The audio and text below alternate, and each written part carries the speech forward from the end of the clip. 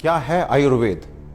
आपके किचन में रखे हुए कुछ गरम मसाले, या धोती कुर्ता और तिलक लगाकर पेड़ के नीचे दवाइयां बांटता हुआ कोई झोला छाप डॉक्टर, या आयुर्वेद के नाम पे सड़क के किनारे तंबू लगाकर दवाइयां बांटता हुआ एक पाखंडी, या बिना रिसर्च के लिखी गई कोई देहाती किताब?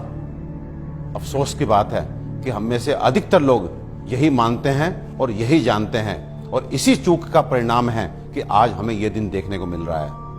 और साथ ही मैं आपको सचेत कर देना चाहता हूं कि अगर अब भी हम ना सुधरे, हम आयुर्वेद को नहीं जाने, नहीं पहचाने, तो मुझे नहीं मालूम कि आयुर्वेद का क्या होगा, लेकिन मानव जाति का पतन तो मैं निश्चित रूप से देख रहा हूं। और जो लोग मेरी इस बात से इत्तेफाक नहीं रखते, वो अपनी क्वालिटी ऑफ हेल्थ और क्वांटम ऑफ लाइफ को कंसीडर करें। साधनों के अभाव में हमारे बड़ों में से अधिकतर लोग 100 वर्ष की आयु तक पहुंचते थे। ये वो आयु है जिसकी आज हम साधन संपन्न होने के बावजूद भी कल्पना तक नहीं करते।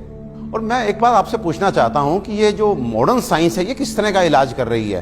कि आपको यदि शुगर हो गया तो आप दवाई खाइए, कब तक? जिंदगी भर। आपको ब्लड प्रेशर हो गया, आप दवाई खाइए, कब तक? जिंदगी भर। आपको थायराइड हो गया, आप दवाई खाइए, कब तक? जिंदगी भर। आपकी किडनी खराब हो गई, बदल दीजिए। आपका लिवर खराब हो गया, बदल दीजिए। आपको गांठ हो गई, काट डालिए। ये किस तरह की चिकित्सा है? और ये चिकित्सा नहीं, ये केवल सिम्टम्स को दबाना है, क्योंकि ये बाहर से आपको नॉर्मल रीडिंग देते हैं, शुगर ठीक है, ब्लड प्रेशर ठीक है, लेकिन अंदर बीमारी अपना काम कर रही है। 15 साल बाद आपकी किडनी खराब, किससे? शुगर से, ब्लड प्रेशर से। आज का नर्वस सिस्टम खराब, आपकी आंखें खराब, आपको ये कॉम्प्लिकेशन, आपको ये कॉम्प्लिकेशन। तो ये इलाज है या एलोपैथ का काला पर्दा? अपने 20 साल के क्लिनिकल एक्सपीरियंस से आपको बता देना चाहता हूं, ये जो आयुर्वेद विज्ञान है, ये समुद्र से भी गहरा, हिमालय से भी ऊंचा ऐसा जीवन का विज्ञान है जो आपके शरीर में और मन में किसी भी अवांछित परिवर्तन के बारे में आपको न केवल जानकारी देता है, बल्कि उसे जड़ से मिटाने के लिए पुख्ता इलाज भी देता है।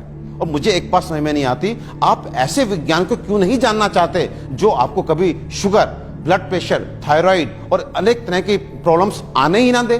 और यदि दुर्भाग्य से आ गई, आपके जेनेटिक कॉम्पोजिशन इस तरह का है कि आपको ये बीमारियां लग जाती हैं, तो इनसे कैसे आप बचे रहें और कैसे आप ठीक हो सकते हैं, इसके बारे में भी पुख्ता जानकारी दे।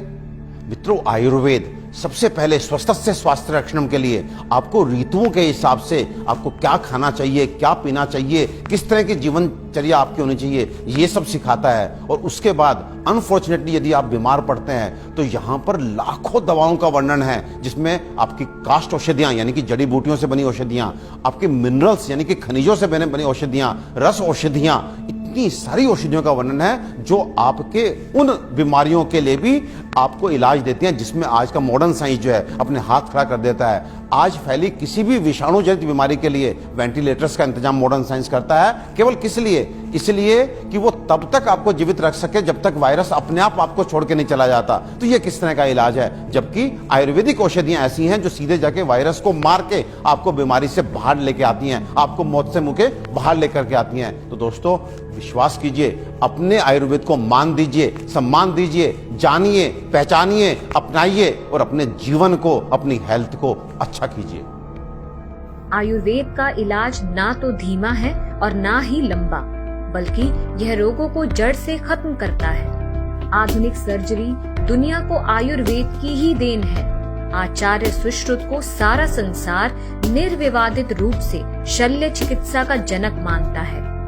आयुर्वेद में उन बीमारियों की भी सफल चिकित्सा हो सकती है जिन्हें आधुनिक चिकित्सा विज्ञान लाइलाज मानकर आजीवन रोगी को दवाएं खिलाता रहता है।